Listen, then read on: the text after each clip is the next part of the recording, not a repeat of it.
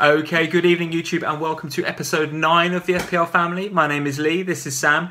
We're going to try and cover both the game week we've just seen and the game week coming up tonight. So we're going to really rattle through what we've just seen in that game week, and we're going to rattle through some of the stuff that we're going to see or think we're going to see next game week. You've got some updates to your radar as well, and we're going to try and do all of that in about 40 minutes because that's all the time we've got for tonight. I'm off to play five-a-side football at the end of this and I've got to be there, otherwise I'll get a bollocking from the manager. So let's talk about the game week we've just had. So we've just watched Manchester United beat Everton 4-0.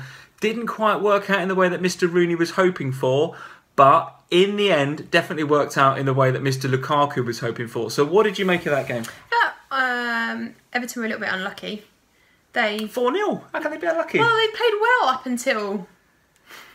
Well, for most of the game, I thought Everton played all right. They were banging it. Absolutely banging it, yeah. And I think the 4-0 kind of flatters United a little bit. Although they were very good over the course of the game. It's just... I did feel a little bit for Everton, really. I think you're right, because I was looking at it kind of 25, 30 minutes into the second half, and Everton were absolutely in it. And there was a period of the game when you thought that United were kind of almost sitting back a bit and almost waiting for Everton to come onto them and get a goal. So... in the end, the Ashley Williams mistake, it's led to, Lukaku putting in Mkhitaryan, then they get the free kick, then they get the penalty. So yeah, I think 4-0 kind of flatters them a little bit. Sorry, United fans. I think you'll agree, probably flatters you a little bit. But Mourinho's men have got this kind of thing for scoring late goals, haven't they, to be fair? So... the horse is running free. The horse is running free right up until the 90th minute. So you guys that have captained Lukaku, he was in my team. Wasn't in your team at all, actually, was he? No. Although you did have Mkhitaryan. And Jones. And Jones, yeah. So was in my team, Lukaku. Not captain, unfortunately. I captained Kane, which we'll come to again in a minute. So yeah, some points from Lukaku and Mkhitaryan and Jones. So yeah, I can't be too unhappy with the outcome of that game from an FPL perspective. But now I'm looking at what I do with Mr. Lukaku going forward. Given that, the second game that we're going to talk about, Watford versus Manchester City. What did you make of that game? Well, some assets coming to the fore there, right? So first of all, I was really surprised to see Watford go down by that many. Because that was going on while I was on my way to Wembley, and when I got there, I was like, "What? It's 4-0? Crazy, right? What's happened?" And then when the scores flashed up and it was 6, I said to the person I was with, I was like, "I can't believe what's happened with Watford there."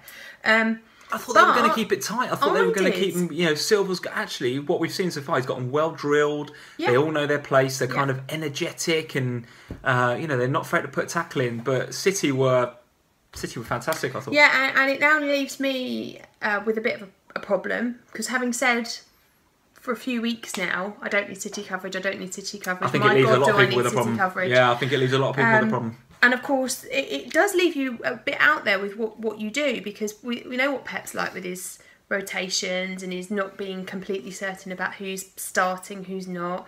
I'd love Aguero. Can I afford him without making massive disruption? I'm not sure. It's tough, isn't it? It's tough. I can afford, because of my sticky money in the bank that you hate me for. Always hoarding away, you are. Always got money stuck away. Jesus. Okay. For Firmino. For Firmino. Okay, interesting. So I could do that. Do I go for somebody like Silva to cover it that way? I'm not sure about that. Do I think Silva is adequate Man City attacking coverage? No, I don't. I think it really either has to be... He's on form, but... I think really it needs to be Aguero the way it is at the moment, but can I afford him? I don't think so. He went up in price last night. He's going up again tonight. No, is he 2 in 2 nights? 2 in 2 nights. So everybody is getting on the Aguero bandwagon. Can I cover it with Jesus? I don't know. A lot of people getting on Otamendi at the moment. He went up last night. Is that you're going to get a route into the back? Yeah, maybe. I don't know. Do you know what? A lot of people on Twitter, if you guys that aren't following us on Twitter, go to @FPL Family. Follow us that way. We're @FPL Family on Instagram as well, so you can get hold of us on there. People are saying, Aguero is essential. You've got to have him, regardless of whether you sacrifice Lukaku and Kane, because there's a general feeling that you can't have them two as well as Aguero, because the rest of your team just looks, it's a dog's dinner. So if you're going to sacrifice one of those two and get Aguero in, that is the way that a lot of the community are going. You're absolutely right. And people are saying that actually Jesus isn't enough cover. They want Aguero because of his legacy almost. He's got FPL royalty written all over him, isn't he? Well, I think it's becoming that way, and to go up last night and to go up again tonight. He's looking essential. I don't know what I'm going to do. I'm kind of looking at it, and I'm thinking... you had him. Well, I had him at the beginning of the season, and then it was kind of, there was that game where he was dropped for Jesus, and I just thought, oh, here we go. Do I want an £11.5 million rotation risk in my side? The answer to that question was yes, I do, because he's come out and he scored a hat-trick, and he had a good game last week as well. So here I am, at the beginning of the season. I'm looking at what I put together for game week 1 throughout the summer, and it don't look too bad. I had John Stones, I had Aguero, I had Ramsey. All of a sudden, I moved away from those assets, and now I'm finding myself kind of going back to those assets. So I don't know. Am I going to get on him? It's going to be very hard for me not to get on Aguero. You're in a better position than me because you didn't use your transfer last week. So I've got 2 free transfers. Yes, I've kind of got this kind of mini wildcard going on. Part of me still, from an FPL perspective, hates Pep Guardiola. He's so difficult to call with what he's going to do with his rotation and who's he playing, who's he not playing. It's so difficult to call. So who's to say we're not sitting here next game week and he rests Aguero because he's got the big Champions League game coming up in the following Tuesday or Wednesday. But as a fantasy manager, can you risk it? I mean, they've got a home to Palace. Absolutely, but then they go to Stamford Bridge. But can you risk not having one of them? And this is my issue: is that I'm sat here. I'm sat here with a team that I'm still fairly happy with my team, even though they're not that brilliant at the moment. I'm still fairly comfortable with them. But I'm talking about major surgery now to get Aguero absolutely. For one game. Yeah, maybe taking a 4 or an 8 point hit. Yeah. All right. Well, I think that's going to be. I think that is one of the key topics. I think it's all over Twitter. I'm assuming it's all over Instagram as well. You guys are wondering what to do about getting your Man City assets in. Is Silva enough coverage in the middle? Not for me. Is KDB a good selection? Undoubtedly is, but how do you get him? 10 million. Very, very difficult. And then you're looking at Stones or Otamendi at the back. You're even looking at one of the fullbacks, Mendy and Walker. I mean, Mendy looks sensational at the weekend. I really, really like this guy. I think he's a fantastic player. Well, I certainly think that a Man City defender going into the Palace game can only be a... but do you make major surgery for what's effectively one game? I mean, it's Palace at home, but if you're on Aguero already, or if you're not making those kind of changes and you've not got a City defender, well, Palace don't look like they could, hit a barn door at the moment. So, and my choice, I think, is either downgrading Kane or Lukaku. It seems ridiculous to downgrade Lukaku because he's just been banging them in game week after game week. All right, didn't look that great against Everton, but still popped up with goal and assist. Still 12 points, right? And then you're looking at Kane and you think, well, he's the obvious one to get rid of for Aguero because he's just, all right, he's performing, but he's just not getting the FPL returns. Even one of the goals he scored was a complete fluke. But look at the stats. Take the eye test. Look at the game. I mean, even the game at the weekend versus Swansea, very unlucky. Hit the woodwork. Had a header at the near post that Fabianski did brilliantly to save. Could easily have had a couple of penalties. Spurs. So, do I want to get rid of Kane? I'm not sure I do either. So, and we're away from home next week. So. And you're away next couple of games. So actually, that might suit you. So look, listen. Tell us what you think, guys. At FPL Family on Twitter. Leave your comments below. Hit the like button. Hit the subscribe button. Leave your comments. What are you going to do about Man City assets? We've probably got to get on them, guys. Are you using your wild card to get them in? Are you going to just panic like Sam is? Or are you going to do what I am and just kind of make a cup of tea and ignore it all and just hope that the Palace game is 0-0? Let's see how that one goes. I'm rooting for Ruben Loftus-Cheek in that game. Well, I'll tell you something. If Palace have got any chance, it's through that boy because he was actually playing really well. Yeah, very quick word about him then. So I had him in my team actually because I didn't fancy Carroll away at Spurs, and I was right to do that, I think. But Loftus-Cheek, could have had a couple of goals. He looked like the heartbeat of that Palace team. Yeah. Do you get him in right now? I don't think so because the fixtures look, horrendous. Frankly, I think they've got to go to City, go to United, and then at home to Chelsea. So avoid like the plague for now. But in game week, where are we? 5, 6, 7, 8, 9-ish. Sorry, at game week 9-ish. Or 8-ish, you want to start looking to get, I think, Ruben Loftus-Cheek in at 4.5. That is exceptional value for a player that's playing up top alongside Christian Benteke, in my opinion. Unless they fire Roy Hodgson in the meantime. Well, he's got 4 games, doesn't he? That's what they're going to give Frank de Boer. He's got 4 games to save his skin. So he's got City and Chelsea and co. So good luck. Good luck, Roy. Good luck. All right, where do we go next? Liverpool-Burnley. Any thoughts on that game? Or shall I give my thoughts on that game? You give your thoughts, I think. Classic Liverpool, really. Dominated the game, dominated possession, loads and loads of chances. terrible finishing. But Salah scored. Yeah, Salah scored. So I think if you're gonna have any Liverpool asset, I think he looks nailed on. He seems to be scoring every week, getting in good positions. So if he's in your team, stick, and if he's not, think about getting him in. Even though the Liverpool fixtures look tough, he looks fixture proof at the moment, Salah. And what are you thinking about Firmino? Because he's gone up in price again on Saturday night. Well, yeah, but I think he's about to fall back down again tonight, Right. or maybe tomorrow night, and I think that's because, and that's the way the markets are at the minute, guys. It's so fickle out there at the moment. So, second guess it at your peril.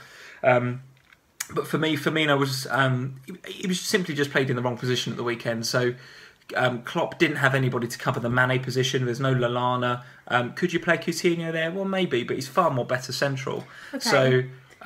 He stuck Firmino out there, put Sturridge up top, and it never works. It never works that. I mean, I'm not a massive Sturridge fan. He gets goals, right, because he's that's not a selfish sort of player. He's a selfish striker. But, he doesn't create the space. He's not a workhorse in the same way that Firmino is. So Firmino was just, he's unlucky. He stuck out on the left. Some people were captaining him. Given that Mane wasn't there, I thought that was probably a bit of a dodgy move. When Mane comes back, Firmino's back in the middle, becomes an asset again. Okay, so for the next game week against Leicester then, Mane is still suspended. Yep. Again, it's this, do you make a transfer for one game week? Yeah. I mean, I think once Mane comes back and we've got to go to Newcastle after that, Firmino's back in the middle and we revert back to where we were before, scoring tons of goals. Tricky one. I think the likes of Leicester and Newcastle away could actually play in our favour actually, because it's the Burnley at home games that we struggle with. You go to Leicester and they start to play a bit of football against you, leave a bit of space for some of those more creative players, particularly now Coutinho's back. Could really play into our favour. Newcastle full of beans at the moment, so might they come out against us a bit rather than park the bus. Liverpool assets, keep an eye on them. The other thing to say about that game, Ben Mee looked very good from Robbie Brady's corners. So if you're on either of those guys, I would stick on your Burnley assets. I think they've gone to Liverpool, got that game out of the way. I think they've got a nice home game coming up next against Huddersfield. So I'm sticking on Ben Mee for now, and I think you should probably stick on Brady. Yeah, I'm going to. One more question then about Liverpool. Valuing Coutinho? He was kind of teasing us at the weekend. He had a few shots where, the old Coutinho would have got him on target. I say the old Coutinho, he's still the same guy, but he's rusty, right? It wasn't match fit at the weekend. I think give him a few matches and he will be back and representing pretty good value at 8-8, I think. Yeah. So the immediate fixtures for Liverpool don't actually look that great. They look pretty tough. Away at Leicester, away at Newcastle. I think we've got United and Spurs in there too. So use those games to assess Coutinho and then have a think about it. But at the minute, Salah is your midfielder of choice, I think. Okay. So let's carry on from where we were a second ago. So let's talk up to St James's and talk on about Newcastle very quickly. Some very good value in that side, don't you think? And actually, when we come to do my Jammy Pick later, I want to talk a bit about Newcastle because I think I'm going to have a Newcastle player as my Jammy Pick this week. Okay. There's some really interesting fancy assets, I think, at Newcastle, all coming to the fore in that Stoke game. Obviously, Atsu scoring, Lascelles scoring, Richie again. Assist King Richie. Pulling the points out constantly there. So 5-9 in FPL, guys, so have a look at Richie. I think there's some really, really positive fantasy assets coming out of Newcastle. Not at the back. Lascelles? 2-2? Well, 4.5? Yeah. He's, in terms of clean sheets. Has a clean sheet. Yeah, a bit unlucky not to get a clean sheet against Stoke, I thought. Simply because Shaqiri was a very, very good goal from Shaqiri, to be fair.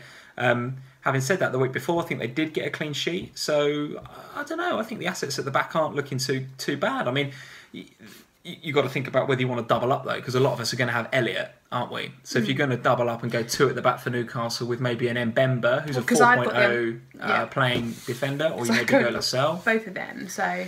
Yeah, so I did do that at the weekend. I doubled up with Mbemba and Elliott. Thought that was going to work out for me. Sadly, didn't because I didn't play. I played Mbemba instead of Norton, and I played Elliott instead of Foster. So this is typical of how my season's going right now. And the Shaqiri goal completely killed me. I take a brief glance at my bench, and I see that Foster's sitting there on 5, and I see that Norton's sitting there on 6 with a clean sheet at Wembley, which no one has ever called in their whole life. So. Yeah, difficult for me to take that one, to be honest. But if you're going to double up with Newcastle defenders, that don't look a bad shout at the moment. Particularly if you're going 2 4.0s with Mbemba and Elliott. That's going to save you a lot of money to invest elsewhere. Yeah. All right, where else can we go on? Well, should we go to Wembley just so I can get it off my chest? Go on then, how was it then that weekend? You were there, right? It was... quite possibly the most frustrating game of football I have ever watched. It looked it on Match of the Day, right? Looked it. The first half, I sit behind the goal. The first half they were shooting away, we were away, shooting away from me. So most of the action actually was at the other end of the pitch. Just a bit of giving Fabianski abuse was going on down our end because he was being a bit slow giving the ball back and such like. But you know, we were in control of the game. It was just one of those games where I don't know what was going on with Pochettino's mind with dropping Ben Davis. I know a lot of you were very unhappy about that. Did he have an injury? No, he came out and he said it was just that. So you know, it's good to get everybody match fit. So we're going to make some tweaks. Why he doesn't do that against Barnsley on Tuesday night, I don't know, because we really missed Davis. Now, I'm not saying defensively we looked really solid. When they did come at us, we were in control of it. Davidson Sanchez looks good, doesn't he? Looked amazing, really dominating. Played fantastic alongside Jan and Toby. Trippier was great, although really out of position. He wasn't hugging the wings. If you look at the heat maps, he was coming in a lot. Right. Interesting that he played as well. I wasn't expecting to see him. I was expecting to see Aurier and Davis. Sergio, yeah. But the Davis thing was really strange because Jan was pulling out. Sonny was sitting back quite a lot, and it just didn't quite work down that wing, and we really missed that boost of energy down the wing. Sissoko was pretty useless. I think if you think about the Ben Davies thing, someone said to me on Twitter that maybe Poch is looking to the future. He knows that the only other person he's got to play in that position right now is Jan Vertonghen, who is suspended for the Champions League games.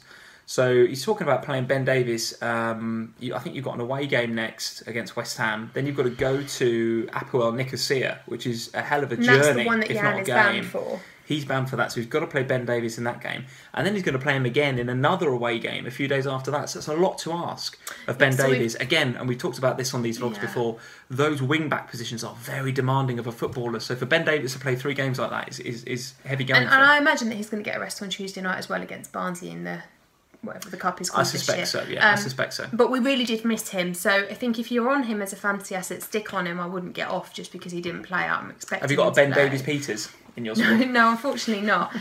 We were incredibly unlucky. But I must say, Swansea were excellent. They defended incredibly well. They were really tight. They marked Ericsson. Sanchez did a bit of a job on Ericsson. Absolutely, he really did. And actually, I was really surprised when he went off, because he went off quite early in the second half. I was really surprised. Maybe not match fit, yeah. Possibly. Dele wasn't in the game, not really. And Harry just cut a forlorn figure, bless him. He was dropping a lot deeper in order to try to get something out of Ericsson and Ali, who were just being played really well by Swansea. Tom Carroll looked brilliant. Didn't get Swansea, didn't get anything out of the game, but he tell you what, in an easier game, he would have got some points. Yeah. All right, cool. Okay, so let's have a quick look round. What have we not covered? Bournemouth and Brighton on Friday night. Just quickly. Very, very quickly then. So Jordan Ibe does nothing for weeks and weeks, pops up with a couple of assists, looks like a world beater, changes the game, probably saves Eddie Howe's job, to be fair. And you did call it. What was that? You said, didn't you? Oh, they just had to win, though, Bournemouth, didn't they? They just had to win. I mean, you look at the pressure that De Boer was under at Palace, and I think there was some stuff going on in the background there that none of us are privy to. But if you look at what's going on at Bournemouth, I'm not for a minute suggesting Eddie Howe was about to get the sack, because what he's done there is fantastic over the last 2 years. But you're going into maybe the 5th game of the season, you're 1-0 down at home to Brighton. And the only goal you've scored all season is a complete worldie from Charlie Daniels that he's never going to hit like that again. You're worried, I think, but you know, step up. You know, Jordan Ibe. So 2 assists. I'm not considering him from an FPL perspective. I don't know if you're going to put him on the radar. I'm not sure I would, to be honest. But maybe Defoe comes to the fore. But regardless of the Bournemouth assets, their fixtures look really tough. The one asset that I would like to talk about from that game is Pascal Gross from Brighton. I think a lot of us were talking about having him in our summer pre-game week 1 teams, and then he kind of had a bit of a, how would you call it, settling in period into the Premier League. He had a few games where he looked like he had some potential, but it never really translated into FPL points. Well, that has 100% changed in the last couple of game weeks, and he looked very, very good against Bournemouth, despite being on the losing side, I thought. Yeah. So one for the radar. If he's not on there already, I think he might be actually Pascal Gross. Yeah, and he's definitely going to stay on the radar. Other people on the radars that we should have talked about when we talked about their matches, I think the whole entire City team probably. But particularly, just put their badge on the just radar, I think we'll just put City on there. But particularly, possibly people like Otamendi as a way in if you're struggling to get forward. The forward lines in, he might be an option. Walker possibly. Yeah, I think Otamendi. Maybe. I mean, let's not chase the points here. I know he got a goal at the weekend, but John Stones got 2 in the Champions League, didn't he? So let's not rule out John Stones either. I think really with City, if with me, if you're going to struggle to find the money or to do a City attacking player, one of their defenders doesn't look like a bad option actually as a way into some coverage, because like you say, you've got Otamendi scoring last week, you've got John Stones getting a couple in the Champions League, so they might be going on the radar too. Lots of Newcastle players I think worth a mention on there. Richie, a few that we mentioned, Lascelles, all of them. Brady staying on there. I think he's a really good fantasy asset. How's your graphic going to look this week? You're going to have your radar and you're just going to have all these players like popping up because we've spoken about it over the course of about 20 seconds. I think I'm just going to do one radar and you'll just normally kind of like transitions quite nicely and smoothly. It's going to be a firing range today. And Tom Carroll for Swansea, he's going on there too. Because I do think, having watched him play, I can see some value in him. All right, I'm not sure I'd put him on there, but it's your radar. I'm staying out of it. So Chelsea 0, Arsenal 0. Any radar dwellers from that game? Well, not David Luiz. Not David Luiz, no. Absolutely not David Luiz.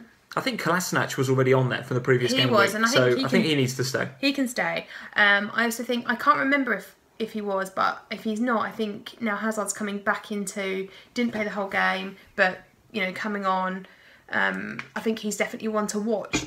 I didn't get him in the end. I did Salah. For those of you that still don't know what I did in terms of my fantasy change last week. A lot of negativity on Twitter about that. People were expecting you to be a bit more ballsy. And I nearly did it, didn't I? It'd have been the wrong move, guys, right? Salah was absolutely the right move. I really nearly did it. Do you know, it was a Friday night, like Thursday night into Friday, I went to bed. Didn't you? I did. I went to bed on Thursday night and I was like, nobody's changing in value tonight, I'm going to sleep on it, and I get up in the morning and I make my substitution. And I'll do it as soon as I wake up, before the kids wake up, so I don't have time to think about it over the day. And I, very last minute, decided to do Salah instead of Hazard. Fantastic shout. And I decided not to get Ben Davis. Oh, you didn't go Ben Davis in the end? No. Oh, wow. Because what was I going to do? I was going to do Bertrand for Davis. That would have been a stinker. You see, that's the sort of thing I've been doing this year, all season long. So you did. I just you left made Bertrand one and you brought Salah in. I did. Salah in. I did. Okay, nice. All right, good work. So what did I even start talking about? That? Oh, Hazard. Hazard, I think, is one to watch. I think in terms of the radar, and I guess I guess he's one of those. He's such a good player, isn't he? That he's kind of always on everyone's radar. So yeah, put him on there if you like. And also, I think possibly, given I know we've already talked about them, but I was asking about Coutinho, so maybe I should have him on my radar as well, because I think he's coming back to form a bit. I'd like to put Aaron Ramsey on there as well from the Arsenal game. I thought he looked. He's like a fireman. He's just going to get later. Yeah, and I think Ramsey's kind of been on and off the radar, isn't he, for the last few weeks? Looked very good, I thought, in that game. Looked at the stats. He received a lot of passes in the final third. He looked dangerous. The heat maps saw him in a very dangerous central position. He was the guy that, if you look at the Togger graphics, he's the guy with the star. So he's the one where all the play is going through from an Arsenal perspective. Very unlucky not to score because he hit the post. Just generally involved. Looked far, far better as a team, Arsenal. But Ramsey in particular looked far, far better than they did against Liverpool. And actually, for me, sorry Ozil fans, but playing Ozil and Sanchez, or should I say not playing Ozil and Sanchez and playing Welbeck and Iwobi, I think I've got that right. Arsenal fans, tell me if I've got that wrong. But playing those two guys in there, just having that work rate, just having the desire to run after a football that sometimes I think Mesut Ozil lacks, and sometimes Sanchez lacks a bit as well. It did Arsenal the world of good at the weekend. I thought they were a different side to when Liverpool played them a couple of weeks ago. So and their fixtures look very good. Look at the Arsenal fixtures coming up. 2 home games. I forget what they are. I think it might be Bournemouth next. West Brom and Brighton maybe. Yeah. So 2 nice home games. Then I think they go away to Watford. So hey, look, next 3 game weeks, Arsenal. Everyone's piling onto Man City. Quietly going about their business. Arsenal getting back on track. Beating Bournemouth and then getting a point at Stamford Bridge. Have a look at Ramsey. Have a look at Kolasinac. Maybe even have a look at Lacazette. I mean, he's not really firing at the minute, but maybe have a look. Maybe have a look. All right, so I think that's probably we're probably about timed out, aren't we, in terms of what we can talk about from the game week just gone. We've done some radar updates, so you've got a kind of firing range now of all the people on the radar, so that's good. We're not doing a smooth transition this week. It's bang, there's your radar. So let's talk about the upcoming game week. Look at that, we've done that in 25 minutes. That normally takes us an hour. That's very good, isn't it? We're on it today. We're on it today. It's because I know that you're going to get told off at football if we don't hurry up. You're absolutely right, I will. So let's talk about the upcoming game week then. Let's talk about that. So fixtures-wise, what are the standout fixtures? What's on Super Sunday for a start? Super Sunday is not very super. It's only one game. So it's Brighton and Newcastle is the Sunday game. No, is it? Yeah. The better games actually are on, so Saturday lunchtime it's West Ham and Spurs, so that's a big game. Okay. In terms of London derby. That's a very big game for you guys that keep Harry Kane in your team, and I'm probably, he says, going to be one of them. If he blanks in that game and Aguero goes mad, I'm keeping him. He's gone. And I'm captaining him. Oh God! Don't say that. Don't say that. I'm probably going to do the bloody same if I don't get Aguero. I'm going to captain him because we're away from home. I tell you, he's going to go and get a hat trick on Saturday. I tell you, he just will. I just know it. But look, West Ham back-to-back clean sheets are just coming out of two clean sheets in a row. I think Bilic has had a proper word with them, and he said, "Look, let's go back to." He definitely needed to. I think he's told them, guys, let's go back to basics and start from the back and just defend well. That will be, tested to the max against Spurs, right? It's all right defending well, but, defending well against Spurs is very, very difficult. But Swansea have shown us that there is a formula to doing that. If you can get a player in and around Eriksen and stop that space for the likes of him and Ali and stop that service line to Kane, there you go. Whereas over at the Etihad, Kevin De Bruyne, Sané and Jesus and Mendy and all these guys are all servicing Sergio Aguero and Jesus. So that for me is the fundamental difference at the minute. And maybe I'm sitting here talking myself into a transfer, I don't know, but it's you're not going to get Kane out, are you? Oh, I don't know. I still haven't decided. Well, maybe by the end of this vlog, I've talked myself into it, but I quite like it when you don't have Kane, because then you go all quiet when we're on the TV. But you will surely be bricking it if I've got Aguero captain going to the game. Because if I bring him in, I will 100% captain him. Palace at home. You've got to be worried about that. But I would be worried about Kane. If you captained Aguero in that game week, I'm not watching the scores come through with you. I'm going out. But I do think, I think Swansea have shown us, and a couple of other teams have shown us, and actually Everton 100% did not show us, or they did the complete opposite to Swansea and gave Christian Eriksen and Dele Alli far too much space. And they ripped them a new one, and actually Kane got tons and tons of points on that. So if you can take that Swansea philosophy and shut down that space in the middle, which is very, very hard to do, but if you've got a Renato Sanchez in there who's a real kind of dynamic sort of player, I think that's why he's bought off early. He was running around like such a nutter. If you can do that and stop that supply line to Kane, you can get something out of the Spurs game. At Man City, there is so many supply lines to have to shut off to Aguero and Jesus that you just cannot get them all. And actually, maybe I'm talking myself into a transfer. Who knows? We'll do a Periscope. Follow me on Twitter at FPL Family. I will let you know throughout the week what I decide to do. But at the minute, I'm really undecided. All right, so make a call on the game then. West Ham Spurs, who's winning it? Well, I think Spurs will win. I think West Ham can be very disciplined when they want to be, but they can also have lapses of ill discipline, if you like, or lapses of concentration. And all it takes against Spurs is a little lapse. Okay. Right. So yeah, I'll go away when I assume you will as well. Well, no, I'm Spurs hat on and off for that, but yeah, I still see Spurs having a better. We probably haven't got time to go through every game like we normally do. Why don't we pick out a couple of games from a fantasy perspective? City and Palace, you got to be on City. I think you do. I don't think we need to talk about that too much. Load up on City. Palace, bless him. Hodgson's he's going to go into that game thinking this is. Maybe he's thinking damage limitation. Maybe he's thinking let's just not get battered 5-0. Do you know what I mean? He might be going into that game saying let's just keep it tight, frustrate them, and if we can get something, from a set piece with Benteke or a Ruben Loftus-Cheek bit of something in and around the box, maybe we can get something from that game, but it'll be very, very hard for them, yeah.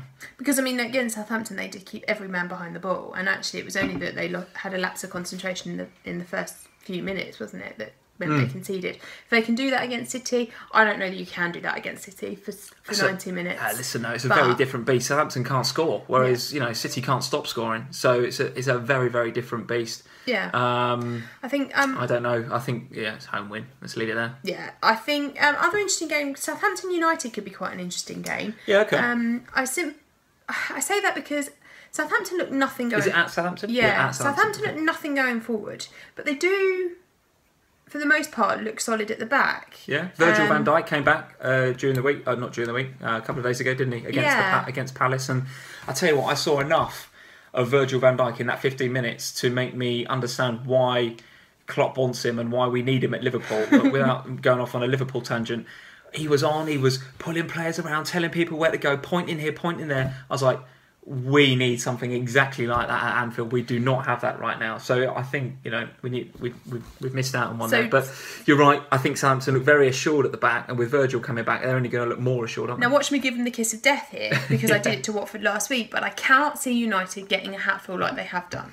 I just can't. Not against that Southampton defence. I do think United will win the game, but I think it'll be like 1-0. Yeah. You watch the kiss of death, they'll get 7 now. It's weird, isn't it? Because, against Southampton, I struggle to see them scoring against United. No one scored against United yet, and least of all Southampton with, they look pretty blunt going forward right now. So I see it, I find it difficult to think that, Gabby Deeney is going to pop up with one against United, for example. No, he won't. However, they do look resolute at the back. I do think it could be a bit like some of the other United games where it's 0-0 for some time, maybe even at half-time. And then United, I think the class will show in the end. They've got too many creative players, too many good goal scorers like Lukaku on the pitch. Somebody will get a goal. And then it will revert to Southampton having to go forward. You'll get, somebody like Romeo or somebody will be taken off and they'll bring on another forward. At which point, Jose will let the horses run free, we'll do all of that business, and all of a sudden it'll be 4-0 again. Well, what I'm saying is that I'm not thinking about captaining a Man United player in that game. Okay, yeah. I mean, that's the one thing where I'm thinking about if I'm going to Aguero, do I get rid of Kane or Lukaku? Yeah, I mean, Lukaku, you probably, for all those, because he's a highly owned player, right? And that's my concern, is that if I don't have him, people are going to captain him and he's going to score big and I'm going to get way behind. I think you've not got, I think if you've got him this game week, you probably don't captain him because of that Southampton backline. So yeah, I'm with you on that. But look, I mean, I'm with you. I think United will probably win that game. But you never know. Southampton are resolute. They could get something on the counter, or could get a goal out of somewhere. Okay, Chelsea have got to go to Stoke this week. Another tricky fixture, actually, right? So for Chelsea, indeed, yeah. Yeah, Stoke are no slouches, really. Although, I know they've just lost to Newcastle, but they are at home. It's not an easy place to go, Stoke. I think Chelsea will win the game. I would really like a Chelsea asset. I still would really like a Chelsea asset. I just can't work out which one I think is the right one. Are you on Alonso still? I'm on Alonso. Obviously, I'm sticking on Alonso for now. I can't work out whether I should be having Morata. I can't work out whether I should be having Hazard. I don't know. So I'm going to watch this game. This game, I think, with interest, because Stoke aren't any slouches. So who comes to the fore in this game could dictate what I decide to do moving forward. I thought that in the Arsenal-Chelsea game. I thought, I've got no assets here, so I'm just going to genuinely watch the game and look to see who comes to the fore. And I like Kolasinac, I like Ramsey. I don't know if I saw anything in the Chelsea side that I like the look of. I actually like the look of Willian still. I think Willian pulls the strings in there, and he's a really, really good player, a tidy little player. But is he a good FPL asset? I don't know. Morata, yeah, for sure. But those 3 front forward spots now in our teams are so coveted. No. They're much beloved now, those 3 spots. So do you give one up for Morata when you've got Aguero, Lukaku, Kane, Jesus and Firmino and Vardy even, all these guys that are out there and doing really, really well? Can you make space for Morata?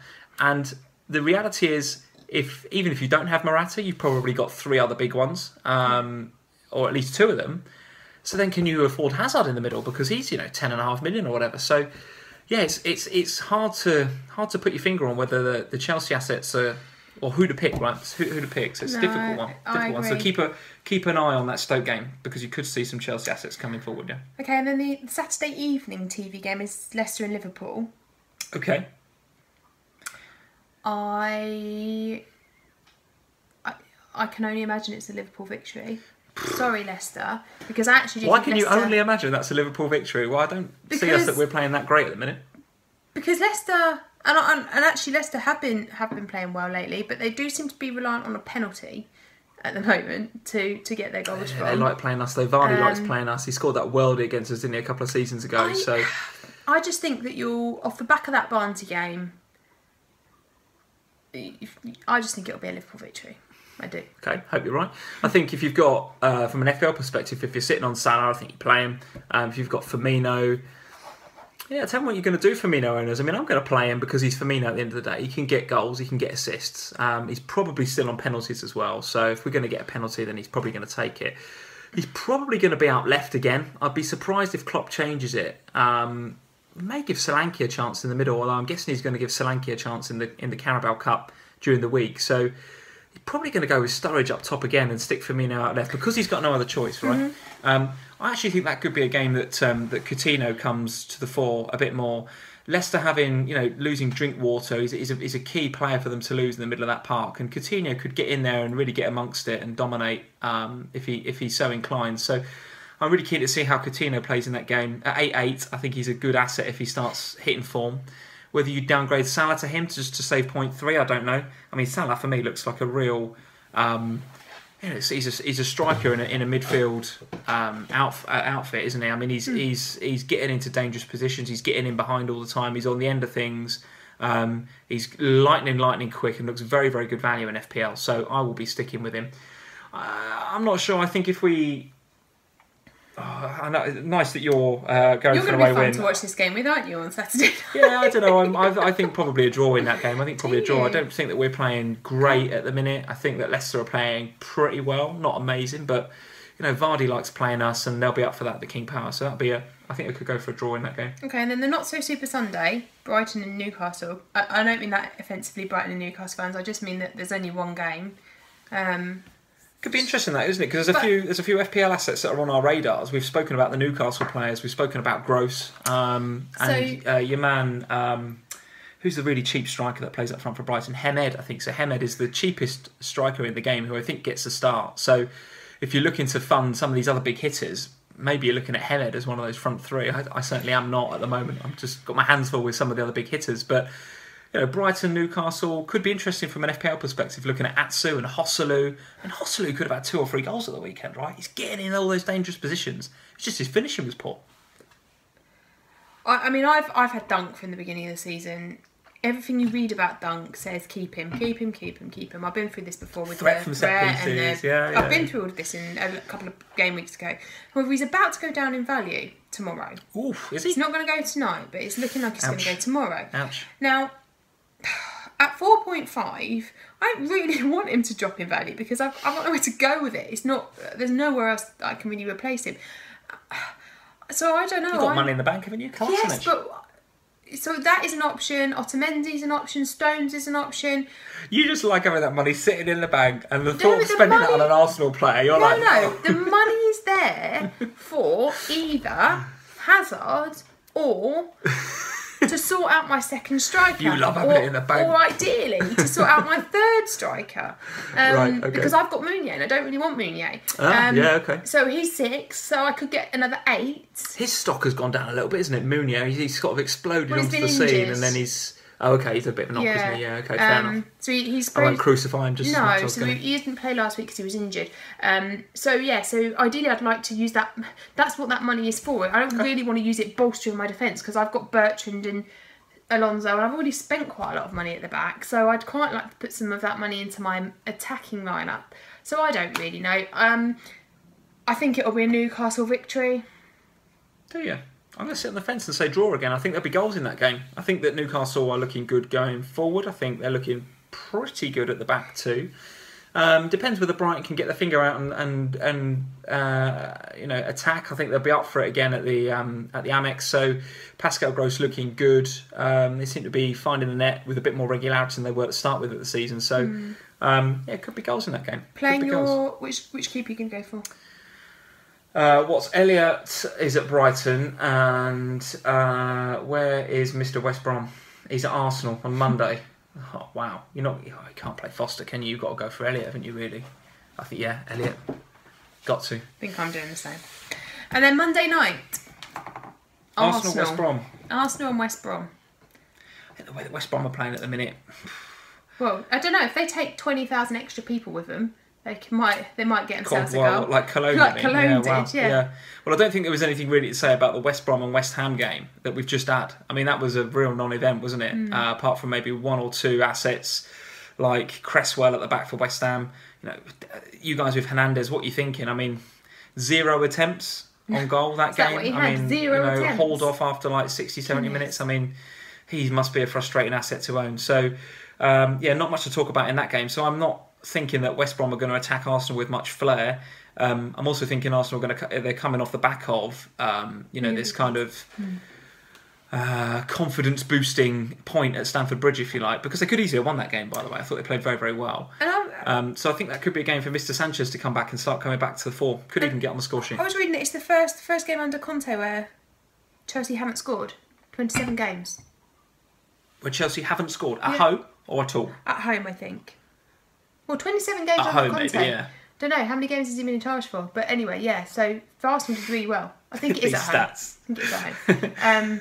And yeah, I've got another one as well. Do you want another one? Go on, hit me. It's the first clean sheet that Arsenal have had. Don't read it. You're supposed to kind of know this stuff, right? It's the first clean sheet that Arsenal have had in Interesting. 18 games at Stamford Bridge. Is it? Okay, very good. All right. Nice. Any more stats you want to roll out?